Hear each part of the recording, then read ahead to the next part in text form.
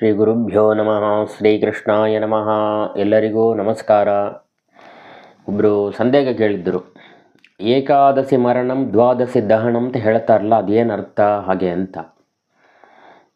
ಅಂದರೆ ಏಕಾದಶಿ ಸತ್ತೋಟ್ರು ಅಂದರೆ ದ್ವಾದಶಿ ದಿನ ಉರಿ ಮಾಡ್ತಾರೆ ಹಾಗೆ ಅಂತ, ಅದು ಸಾಮಾನ್ಯವಾದ ಒಂದು ಅರ್ಥ. ಅದಕ್ಕೆ ಆ ಮಾತಿಗೆ ಅದು ಅರ್ಥ, ಆದರೆ ಅದು ಸರಿಯಾದ ಮಾತಾ ಹಾಗೆ ಅಂದರೆ ಆ ಸರಿಯಾದ ವರ್ಡ್ ಇಲ್ಲ. ಅದು ಏನು, ಅದು ಸರಿಯಾದ ವಿಷಯ ಏನು ಹಾಗೆ ಅಂತಂದರೆ, ಏಕಾದಶಿ ನಿತ್ಯಕರ್ಮಾನುಷ್ಠಾನ ಮುಗಿಸಿ ತೀರ್ಥ ತಗೊತಾವೆ, ನಿರ್ಮಾಲ್ಯ ತೀರ್ಥ ಮುಗಿದು ದೊಡ್ಡ ತೀರ್ಥ ಒಂದು ಸಲ ತಗೊತಾವೆ. ಆಮೇಲೆ ಏನೇನು ತೊಂಬಕ್ಕಿಲ್ಲ, ನೀರು ಕೂಡ ಕುಡಿಯೋಕ್ಕಿಲ್ಲ, ನಿರ್ಜಲ ಉಪವಾಸ ಮಾಡಬೇಕು. ಉಪವಾಸ ಅಂದರೆ ಏನೂ ತಿನ್ನೋಕ್ಕಿಲ್ಲ, ಉಪವಾಸ ಅಂತಂಬೋದು ಒಂದು ಅರ್ಥ. ಇನ್ನೊಂದು ಉಪ ಅಂತಂದರೆ ಏನು, ಹತ್ತಿರಿ ಅಂತ ಉಪನಯನಂ ಹೇಳ್ತಾರಲ್ಲ, ಅಂದರೆ ದೇವರ ಹತ್ತಿರಿ ಹೋಗೋದು ಹಾಗೆ ಅಂತ ಅದಕ್ಕೆ ಅರ್ಥ. ಉಪ ಅಂತಂದರೆ ಹತ್ತಿರಿ. ಯಾರ ಹತ್ತಿರಿ? ದೇವರಿಗೆ ಹತ್ತಿರಿ ನಾವಿರೋವಂಥದ್ದು, ಅಂದರೆ ನಮ್ಮ ಹತ್ತಿರಿ ದೇವರಿರೋವಂಥದ್ದು. ಎರಡು ಅದಕ್ಕೆ ಉಪ ಅಂತ ಒಂದು ಅರ್ಥ. ಇನ್ನೊಂದು ತಮಿಳಲ್ಲಿ ಮೇಲ್ನೋಕಿಯ ಪಾರ್ವೆ ಅಂತ, ಅಂದರೆ ಎಲ್ಲರಿಗೂ ಮೇಲೆ ಒಬ್ಬ ಇದ್ದಾನಂತ ಒಂದು ಮಾತು ಹೇಳ್ತಾರಲ್ವ, ಎಲ್ಲರಿಗೂ ಮೇಲಿರೋವಂಥವ್ನು ಒಬ್ಬ ಎಲ್ಲ ಮೇಲಿಂದ ಒಬ್ಬ ಎಲ್ಲಾದರೂ ನೋಡ್ತಾ ಇದ್ದಾನ ಹಾಗೆ ಅಂತ. ಮೇಲೆ ಅಂತಂದರೆ ಅದಕ್ಕೆ ದೇವರು ಅಂತ ನಾವು ಹೇಳ್ತೇವೆ. ಇದಕ್ಕೆ ಇಂಗ್ಲೀಷ್ಲಿ ಅಪ್ಪರ್ ಬರ್ತ್ ಅಂತ ಹೇಳ್ತಾರೆ, ಮೇಲಿರೋವಂಥ ಸೀಟ್. ಅದು ಉಪ್ಪರ್ ಅಂತ ಹಿಂದಿಯಲ್ಲಿ ಹೇಳ್ತಾರೆ. ಅಂದರೆ ಮೇಲಿರೋವಂಥದ್ದು ಅಂದರೆ ದೇವರನ್ನು ನೋಡಿ ಹೋಗುವಂಥದ್ದು ಅಂತ ಒಂದು ಅರ್ಥ. ಉಪ ಅಂತಂದರೆ ಹತ್ತಿರ ಇರೋದು ಅಂತಲೂ ಒಂದು ಅರ್ಥ. ಏನು ಹತ್ತಿರ ಇರೋದು ಅಂದರೆ ಏನು ಹತ್ತಿರ ಇರೋದು? ಉಪವಾಸ. ವಾಸ ಅಂದರೆ ಇರುವುದು ಅಂತ.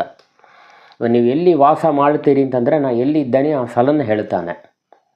ಹಾಗೆ ಈ ನಿರ್ಜಲ ಉಪವಾಸ ಮಾಡೋದು ಅಂತ, ಉಪವಾಸ ಇರೋದು ನಮ್ಮ ದೇವರ ಸ್ಮರಣೆಯನ್ನು ಮಾಡೋದು ಹಾಗೆ ಅಂತ. ದೇವರ ಚಿಂತನೆ ಬಿಟ್ಟು ಬೇರೆ ಏನು ಮಾಡೋದಿಲ್ಲ ಹಾಗೆ ಅಂತ.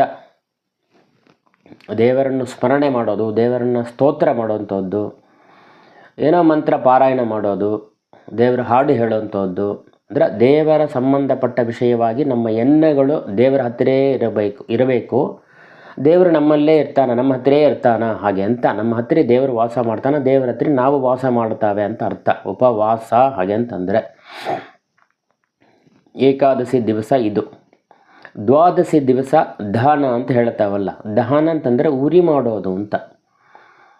ಬೆಂಕಿಲಿ ಏನೇನು ಹಾಕಿರೋ ಬೆಂಕಿ ಎಲ್ಲದನ್ನು ಸುಟ್ಟು ಭಸ್ಮ ಮಾಡಿಬಿಡುತ್ತೆ, ಬೂದಿ ಮಾಡಿಬಿಡುತ್ತೆ. ಎಷ್ಟು ದೊಡ್ಡ ಕಟ್ಟಿಗೆ ಹಾಕಿರಿ, 25 ಕಿಲೋ 100 ಕಿಲೋ ಕಟ್ಟಿಗೆ ಹಾಕಿರೋ ಆ ಕಟ್ಟಿಗೆ ಇದ್ದ ಸ್ಥಳವೇ ಇಲ್ಲದೆ ಬೂದಿ ಮಾಡಿಬಿಡುತ್ತೆ ಆ ಬೆಂಕಿ. ಅಂತ ಮಾದರಿ ಇರತಕ್ಕಂಥ ಜಾಟರಾಗ್ನಿ ಅಂತ ಒಳಗಿರುತ್ತೆ. ಹಾಗೆ ಈ ದೇವರ ಸ್ಮರಣೆಯಿಂದ ನಾವು ನಿರ್ಜಲ ಉಪವಾಸ ಇದ್ದು ದೇವರನ್ನು ಸ್ಮರಣೆ ಮಾಡ್ತಾ ಇರ್ತಾವಲ್ಲವ, ಆ ದೇವರ ಸ್ಮರಣೆ ಬಂದು ನಮ್ಮಲ್ಲಿರುವತಕ್ಕಂಥ ಪಾಪಗಳನ್ನು ದಹನ ಮಾಡುತ್ತೆ. ದಹನ ಅಂತಂದರೆ ಸುಟ್ಟು ಬೂದಿ ಮಾಡುತ್ತೆ. ಈ ಕಟ್ಟಿಗೆ ಹೇಗೆ ದೊಡ್ಡ ಕಟ್ಟಿಗೆ ಹಾಕಿದರೆ ಬೆಂಕಿಲಿ ಬೂದಿ ಆಗುತ್ತೆಯೋ, ಅದೇ ಮಾದರಿ ಈ ಪಾಪಗಳು, ನಮ್ಮಲ್ಲಿರುವತಕ್ಕಂಥ ಪಾಪಗಳನ್ನು ಸುಟ್ಟು ಬೂದಿ ಮಾಡುತ್ತೆ. ಅದು ಇರೋ ಸಲವೇ ತಿಳಿಯದೇ ಇರತಕ್ಕಂಥ ಮಾಡುತ್ತೆ ಎಂಬ ಕಾರಣದಿಂದ ದಹನಂ, ಏಕಾದಶಿ ದೇವರನ್ನು ಸ್ಮರಣೆ ಮಾಡುವುದರಿಂದ ಮರುದಿವಸ ದ್ವಾದಶಿ ಪಾರಣೆ ಮಾಡಿ ವ್ರತವನ್ನು ದೇವರಿಗೆ ಸಮರ್ಪಣೆ ಮಾಡುವುದರಿಂದ ನಮ್ಮಲ್ಲಿರತಕ್ಕಂಥ ಎಲ್ಲ ಪಾಪವು ಸುಟ್ಟು ಬೂದಿ ಆಗುತ್ತೆ. ಅದಕ್ಕೆ ದಹನ ಅಂತ ಅರ್ಥ. ಈ ಪಾಪವನ್ನು ದಹನ ಮಾಡುತ್ತೆ. ಈ ದೇವರ ಸ್ಮರಣೆ ನಮ್ಮಲ್ಲಿರುವ ಪಾಪವನ್ನು ದಹನ ಮಾಡುವ ಕಾರಣ ಅದಕ್ಕೆ ಏಕಾದಶಿ ಸ್ಮರಣಂ, ದ್ವಾದಶಿ ಪಾಪ ನಾಶನಂ, ದಹನವಾಗತ್ತೆ ಹಾಗೆ ಅಂತ ಅರ್ಥ. ಅದಕ್ಕೆ ಸಾಮಾನ್ಯವಾದ ಅರ್ಥ ಅದು. ಇದಕ್ಕಿದೆ ಅರ್ಥ.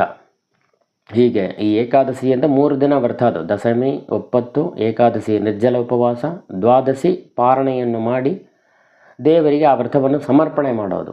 ಇದರಿಂದ ನಮ್ಮಲ್ಲಿರತಕ್ಕಂಥ ಎಲ್ಲ ಪಾಪಗಳು ನಾಶವಾಗಿ ನಾವು ದೇಹ ಶುದ್ಧಿಯಾಗತ್ತೆ, ಆತ್ಮವು ಶುದ್ಧಿಯಾಗತ್ತೆ. ಶ್ರೀಕೃಷ್ಣಾಯ ನಮಃ.